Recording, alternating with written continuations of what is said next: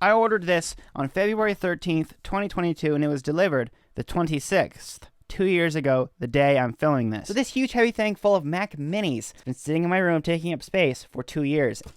Oh, packing peanuts. Nice of them to include a snack. It looks like the computers are right there, so at least I did get what I ordered, and after 2 years I couldn't really do anything about it. Just don't want to get these packing peanuts absolutely everywhere. So we got Mac Mini number 1 here. I paid a total of $81 for this, $75 for the item, and $6 shipping. Don't even remember what generation they're supposed to be. And the power bricks. I remember ordering these because they had the power bricks included. A lot of people on eBay, when they get computers like this, since they have such big, chunky external power bricks, people try to part things out and then sell the power bricks marked up and then sell the computer by itself to make extra money. It looks like there's 3 power bricks in here and only 2 computers. My gosh, talk about dusty. There's no bugs living in here. Oh, MacBook charger. Is there supposed to be a MacBook charger? All I have of this listing now is this tiny little picture because eBay takes away the information after a while. Oh my gosh, a FireWire charger. Oh boy, a lightning cable. Oh, gloriously yellowed. It's like cheese flavor. Gotta get my MacBook cable spaghetti out of here. Well, that's nice. It comes with one of these cables. MacBook chargers are standard like this, so this just pulls right out.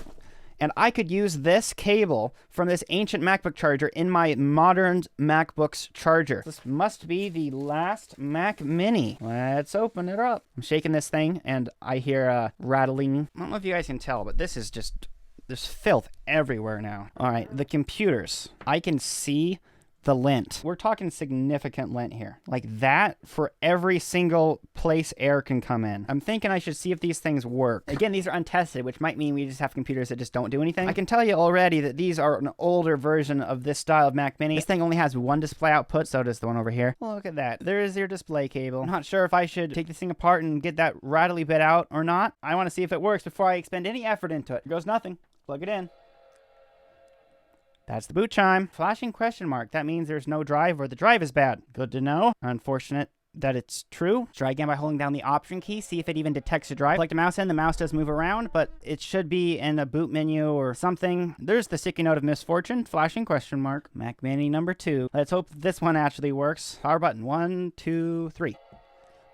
That boot chime was pretty quick. Screen is on, and there's an Apple logo. Does that mean this thing's actually going to boot into an operating system? All right, try to start up for quite some time. It gave up. So this computer is from 2006. It's a Core Solo model, meaning it's an Intel, but it is single core. And what's kind of interesting is it was introduced February 28th, 2006. It wasn't even out for a year because it was discontinued in September of 2006. There it goes. That took me way too long. The reason I'm opening it is I'm going to see what that drive looks like. Maybe it's just a dead hard drive. This thing is a computer. This CD drive was manufactured November of 2005. I was 2 years old. This Mac Mini does have a feature that the newer Macs do not have, and that's a removable hard drive. I'm not saying new Macs should have a hard drive. I'm saying they should have removable storage. SSD, whatever it may be. Now we can take the computer out of the computer. Oh, there's the dedicated WAM, and there's your hard drive.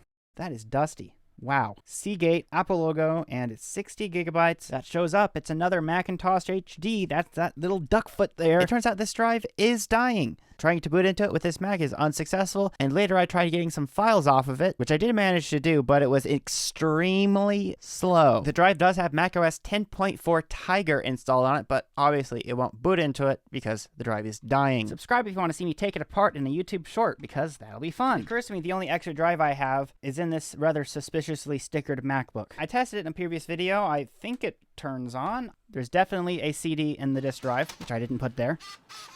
There it is, booted into Leopard. Now that I know it boots up, it's time to permanently borrow its hard drive. That's a 120 gig drive. What an upgrade. This is the only hard drive I currently have with an OS that's installed on it that will be compatible with this Mac Mini. Drive installed.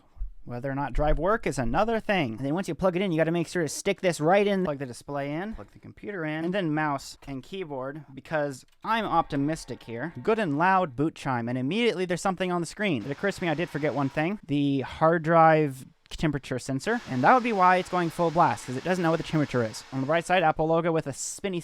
Man, I'm surprised how much air that thing can move. Leave that indicator unplugged and use this as a desk fan. It booted up a lot faster than it did on that crappy half-destroyed MacBook. Bluetooth keyboard setup. There isn't a connected keyboard. Nonsense. And never mind, now it says it's connected. So instead of installing a whole fresh new OS, I'm going to try to reset that guy's password. But before that, I plugged in that connector that was causing the fans to go crazy. Obviously, having the computer unplugged when I did that. I'm not some coding wizard, guys. I'm following internet instructions. Okay, the moment of truth. 1, 2, 3. It works.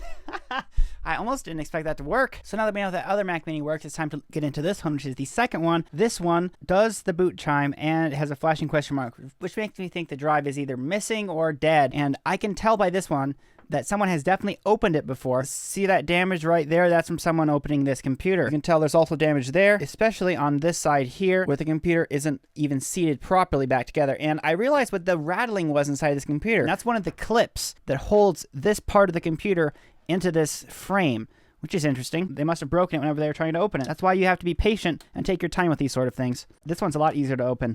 We really have to use a lot more force than you'd expect, and we already got it. All right. Turn this thing around. I hope it has a drive in it. Look how shiny that is. And these cases are just ridiculously dense. I mean, you could wear this as a helmet. That's what just fell off. There. That is one of the clips.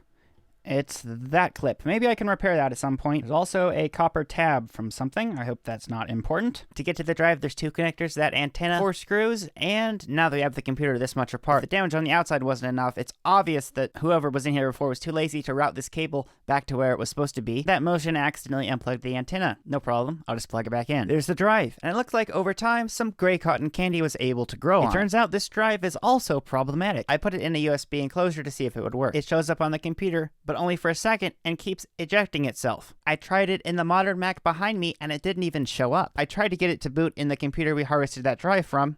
It didn't. Next, I tried the drive in the other Mac Mini. The other Mac Mini did the trick. I got it formatted, and now I think it should be fully working. I just forgot to record me doing it. But we still have to test the Mac Mini that drive came from. So I took the drive we were using in that working Mac Mini and slapped it in this one. It works. That means we have 2 working Mac Minis, stack them on top of each other, and that makes a Mac Studio. Seriously, it does kind of look exactly like the Mac Studio. If you didn't know, the Mac Studio is Apple's roided up Mac Mini. Minus the CD drives because of progress. Either way, I think we got one good drive out of the 2 Mac Minis. The one was dead, but this one just had some weird encryption on it that just made the computer not read it, and once I was able to format it, it went away. So this drive isn't dying, it just was strange. And if you're wondering why the letters, I labeled the top chassis that way, not that it really matters, but that way I would put the right top back on the right bottom. So this here is the one we most recently tested, and we're going to put its original drive back inside and install the highest operating system it can support, macOS Snow Leopard. A half hour later, I had the original drive back in the computer.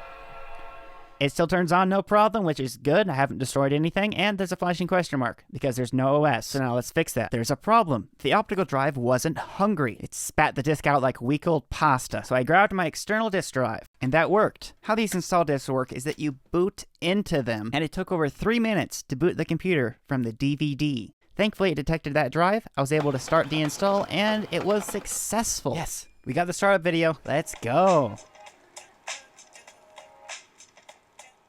And there's the desktop for the first time. There's still a problem though, and that's the CD drive. Most of you probably don't use a computer with the CD drive in it, and I have data to back that up, but I'm going to fix it anyway because I'm a completionist. Gotta do all the side quests. I permanently borrowed the drive from the other Mac Mini. I got the drive out. Hopefully this one works. This is the faulty one. If this was a modern Mac, it would be software paired or some nonsense, making it impossible to repair. Now to plug in the not USB-C power adapter and see if it still works. Boot chime, Apple logo, and it's probably going to boot right up. Anyway, let's see how hungry it is. It's eating it up. And it's opening the DVD player application. Open season, it's reading it. And it's playing the movie. It's doing what it's supposed to do. And now the only thing wrong with it is that clip that was loose inside of it. I glued that back on with some of this Chinese glue that I just bought. It has bad English and typos on it, so a little bit sketchy of an Amazon purchase on here, but it appears to work because it's been about a week since I glued it and let it set. I did apply some extra glue. This is the one that has the glue on it. I'll grab the clip, and then I'll grab this, and then I will lift it up. So I'm lifting the computer up by just 2 clips, and one of them is one that I glued on. So I'm pretty sure that will stay on. So let's try to put this casing on, this fully working Mac Mini. Take my time. I think I did everything correctly. In there, like that. And that's the one that we glued right there. Ooh, that seems crunchy. I don't know about that. Ooh, that went in, and it seems to be all the way in.